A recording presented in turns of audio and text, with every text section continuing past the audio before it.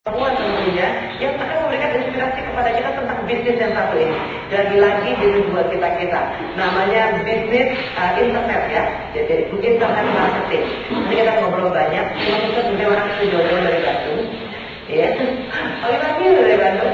Jadi kalau kita semuanya jangan kemana-mana. Kalau ada orang banyak tetap di satu.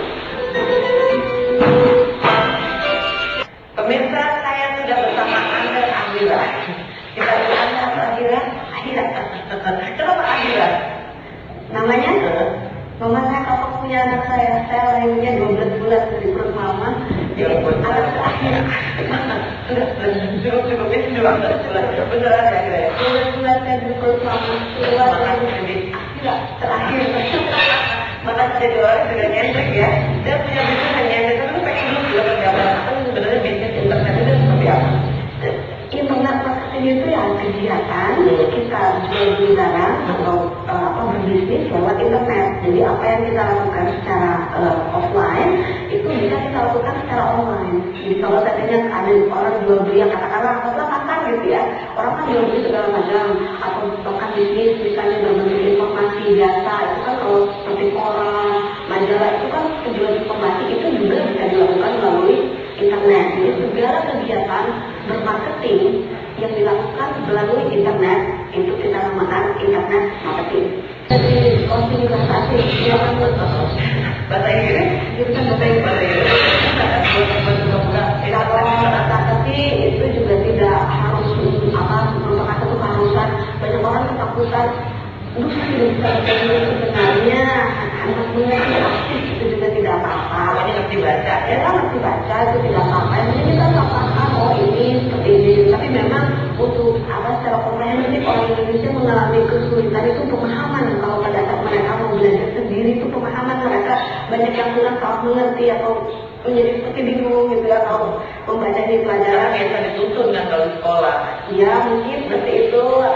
Otodidak belajar tentang bisnis ini. Saya belajar tuh sejak dari tahun 2001 saya belum tahu ini. Saya termasuk orang yang gaptek. Oh iya? Karena waktu kuliah itu saya kan sibuk kerja. Sambil kuliah saya kerja, saya mengajar bahasa Inggris. Terus sebelumnya saya juga pernah jadi cleaning service. Saya pernah jual buku dari rumah ke rumah. Sebelum saya otak dagang gitu ya?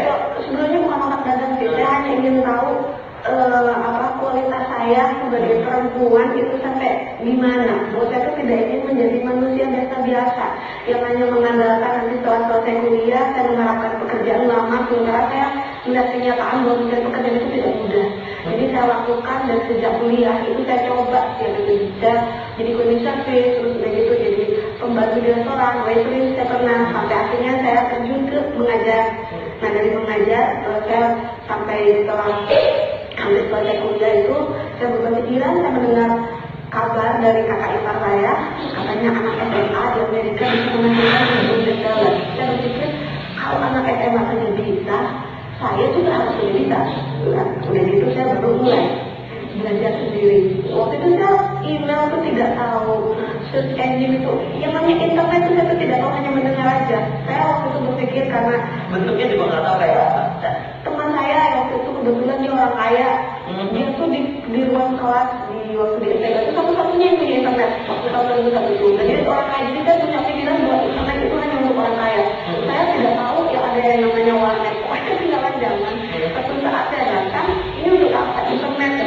Langsung saya sepeda rambut lagi, kata ibu saya bilang bahwa internet kita bisa cari uang gitu.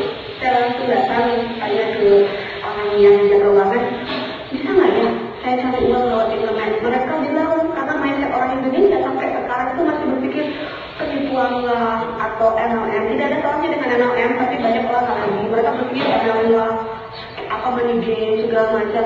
Kalau atas sepanjang perjalanan saya sampai sekarang 2008 yang mungkin sekitar 7 tahun 8 tahun ini, bahwa yang namanya berbisnis online itu ada baik dan buruk. Tapi kalau kita bandingkan, offline juga sama kan, ada baik dan buruk. Jadi saya ingin memberitahukan kepada masyarakat Indonesia, ibu rumah tangga atau perempuan khususnya bahwa ini dari posisi saya selama 7 tahun melihat perkembangan bisnis itu kita tidak munafik lah, kita menjamankan biaya segala macam itu mahal, pekerjaan itu sulit. Kalau saya melihat potensi yang sangat bisa menguntungkan dalam jarak waktu yang cukup singkat, tapi bukan cepat kaya, bukan dengan salah salah, tapi dalam waktu yang cukup singkat untuk bisa mendapatkan income tinggal di Indonesia tapi gaji Amerika itu online, ya, dengan online.